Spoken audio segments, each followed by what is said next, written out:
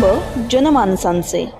भिंगार प्रकरणात धक्कादायक ट्विस्ट. बनावट सोने तारणाचा आरोप करणाऱ्या सामाजिक कार्यकर्त्यावरच खंडणी धमकीचे गंभीर आरोप. सोने तारण व्हॅल्यूवर तुषार कपाले यांचे जिल्हा पोलीस प्रशासनासमोर धक्कादायक पुरावे सादर.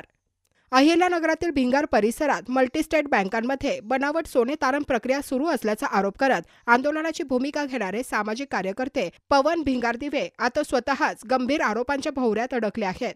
तुषार कपाले यांनी दावा केला आहे की भिंगारदिवे यांनी फोनवरून खंडणीची मागणी करत धमकावण्याचा प्रयत्न केला.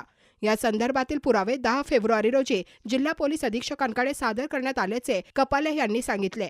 दरम्यान या आरोपांमुळे संपूर्ण प्रकरणाला अनपेक्षित कलाटणी मिळाली असून बनावट सोने तारणाच्या आरोपांपेक्षा आता खंडणी व धमकीच्या मुद्द्यावर लक्ष केंद्रित झाले आहे. संबंधित प्रकरणात कायदेशीर कारवाई होणार असल्याचेही कपाले यांनी स्पष्ट केले. आज त्यांनी प्रसार माध्यमांशी संवाद साधला. कालपासून एक सामाजिक कार्यकर्ता आहे, त्यांनी जिल्हाधिकारी कार्यालयाच्या बाहेर आमरण उपोषण सुरू केलेलं आहे. त्याचं म्हणणं असं आहे की भिंगारमधल्या मल्टीस्टेट बँकांमध्ये बनावट सोने तारण प्रकरण झालेलं आहे आणि या संपूर्ण प्रकरणाचे तुम्ही मास्टर माइंड आहे. म्हणजे त्यांनी तुमच्यावर डायरेक्ट आरोप केलेले आहेत. तसेच जो काही सोने तारण मध्ये जो काही घोटाळा झालेला आहे याची रीतसर कायदेशीर कारवाई करावी किंवा याची चौकशी करावी असा आरोप त्यांनी केलेला आहे. तुमच्यावर त्यांनी अनेक असे गंभीर आरोप केलेले आहेत.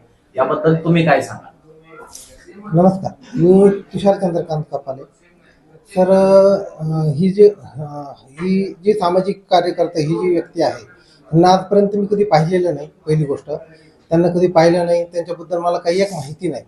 त्याचप्रमाणे त्यांनी जो माझ्यावर आरोप केलेला आहे की भिंगारमधील मल्टीस्टेट बँकांमध्ये जो सोने तारण अपहार झाला आहे, तर आजपर्यंत मी भिंगारमधील कोणत्या बँकेमध्ये सोने तारणला कधी कधी गेलोच नाही. त्याबद्दल मला भिंगारशी माझा सोने तारणाचा माझा कधीच संबंध आला नाही. तर त्या व्यक्तीने माझं नाव का घेतलं असावं याबद्दल मला कल्पना नाही. ही जी व्यक्ती आहे ह्या व्यक्तीने एक 8 दिवसापूर्वी मला फोनवरनं संपर्क साधण्याचा वेळोवेळी प्रयत्न केला. त्यावेळेस मी त्यांना की तुम्ही जे बोलताय त्या व्यक्तीशी मी फोनवर इतकं एकदम क्लिअर बोललो की सर, तुमचं जे म्हणणं आहे त्यामध्ये माझा कुठेही एक संबंध नसून तो जो अपहार, तो जो घोटाळा झाला आहे त्यासाठी वेळोवेळी योग्य पद्धतीने योग्य दिशेने त्याच्यावर कायदेशीर कारवाईही झाली आणि त्याची चौकशी झालेली आहे. त्या चौकशी दरम्यान जे आरोपी आहेत त्यांच्यावर गुन्हेही दाखल झालेले आहेत. परंतु भिंगारमधील कोणत्या संस्थेचं नाव घेऊन त्यांनी त्या आरोपी बरोबर माझं नाव त्यांनी का जोडलं असावं याबद्दल मला सांगता येणार नाही. परंतु हे जी व्यक्ती आहे यांची नेमकी माझ्याकडून काय अपेक्षा आहे हे मला माहित नाही. आता तो एक भाग झालेला आहे. आता पुढची तुमची भूमिका काय राहणार आहे? आता संबंधित जो व्यक्ती आहे त्याने तुमच्यावर गंभीर असे अनेक आरोप केलेले आहेत. याबाबत आज तुमची पुढची पाऊल काय उचलले जाणार? तुम्ही सर, सदरील जी व्यक्ती आहे त्यांनी हे माझ्यावर हे गंभीर आरोप का केले यामागं त्यांनी जी माझी बदनामी झाली आहे, माझा जो बदनामी करण्याचा जो कट कारस्थान त्यांनी रचलेला आहे हे त्यांनी का केलं असावं याबद्दल मला कल्पना नाही. परंतु त्याचप्रमाणे त्यांनी माझी जी बदनामी केली आहे त्यासाठी मी स्वतः आज SP ऑफिसला आणि कोतवाली पोलीस स्टेशनला दोन्ही ठिकाणी जाऊन अर्ज देऊन आलेलो आहे की ह्यामध्ये काय कशा पद्धतीने ही सगळी षडयंत्र चालू आहे आणि ह्या व्यक्तीने कोणत्या अपेक्षेने किंवा कोणती धारणा ठेवून माझं नाव याच्यामध्ये बळजबरी गवण्याचा प्रयत्न केला आहे. ही जी माझी बदनामी झाली आहे ह्या बदनामीच्या पार्श्वभूमीवर मी ह्या व्यक्तीवर अब्रू नुकसानीचा दावा दाखल करणार आहे.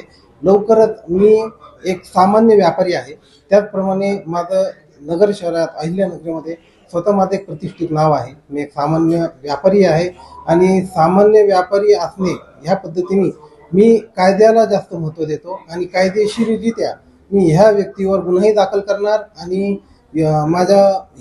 माझी जी अवमान्य एक प्रकारे ह्यांनी जी माझी बदनामी केली आहे ह्या बदनामीच्या विरोधात मी माझा अब्रू नुकसानीचा दावा ह्या व्यक्तीवर दाखल करत आहे.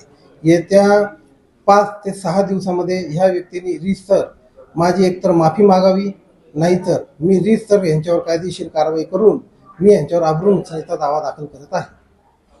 तरीही माझी अहिल्यानगरकरांना एक विनंती आहे की हे जे सोने तारण घोटाळ्यामध्ये माझं जे खोट्या पद्धतीने नाव गवण्याचा प्रयत्न केला जात आहे, ही जी पवन भिंगारदिवे नामक ही जी व्यक्ती आहे हे जे माझं खोटं नाव ह्यामध्ये गोवण्याचा प्रयत्न करत आहे, तर ह्याच्या कोणत्याही स्टेटमेंटला कोणत्याही प्रकारे अहिल्यानगरकर तुम्ही कोणत्याही प्रकारे बळी न पडता मी लवकरच ह्या व्यक्तीवर कायदेशीर कारवाई करत आहे, अब्रू नुकसानीचा दावाही दाखल करत आहे आणि आता इथून पुढे जे काही समोर येईल ते काही कायदेशीर पद्धतीनेच मी लढण्याचं ठरवले आहे.